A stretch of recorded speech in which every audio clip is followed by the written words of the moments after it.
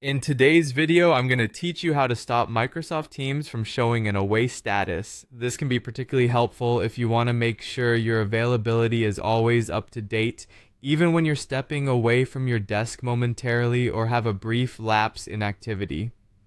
First off, let's start by opening Microsoft Teams. You can do this through your desktop application or by using a web browser. Once Microsoft Teams is open, take a look at the upper right-hand corner. Here, you'll notice your profile picture or your initials displayed in a small circle. Go ahead and click on this icon to access your profile settings. When you click on your profile, a drop-down menu will appear. From this menu, you'll see several options such as your status, settings, and other profile-related features. For this task, we want to click on where it says status. This is where you can manually adjust how you appear to others in Microsoft Teams. If you want to maintain an active status, it's important to change this setting accordingly. Now, you might be thinking, what's the best way to make sure I'm not shown as away? Well, there are a couple of approaches you can take here. First, consider manually setting your status to available. This can be done by selecting the status option from this menu, then choosing available, which will display to everyone that you're currently active. Another tip is to use Microsoft Teams' built-in features to set up your status duration.